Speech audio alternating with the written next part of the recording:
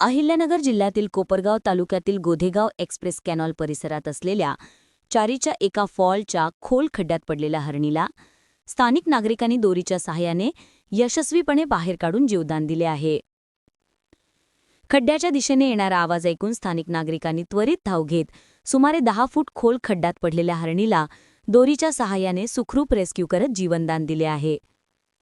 सदर खड्ड्याला फॉलला लोखंडी जाळी असल्याने खाली उतरणे धोकादायक असल्याने नागरिकांनी मजबूत दोरीचा वापर करून बचाव मोहीम सुरू केली. प्रथम हरणीला शांत करण्याचा प्रयत्न करण्यात आला. त्यानंतर दोरीच्या सहाय्याने सुरक्षित बंध तयार करून तिला वर खेचण्यात आले आहे. सुमारे अर्ध्या ते 1 तासाच्या प्रयत्नानंतर हरणीला सुखरूप वर आणण्यात यश आले आहे. प्राथमिक तपासणीत हरणीची प्रकृती ठणठणीत असल्याची प्राथमिक माहिती मिळाली असून तिला नैसर्गिक अधिवासात सोडण्यात आले आहे. हा संपूर्ण रेस्क्यू थरार मोबाईल कॅमेऱ्यात कैद करण्यात आला आहे. याप्रसंगी राष्ट्रवादी काँग्रेस तालुका अध्यक्ष बापूराव रांधोणे, शुभम पठाडे, विक्की पठाडे व MP कामगार यांच्या मदतीने हरणाला सुखरूप रेस्क्यू करून जीवनदान देण्यात आल्याने त्यांच्या माणुसकीचे सर्वत्र कौतुक होत आहे.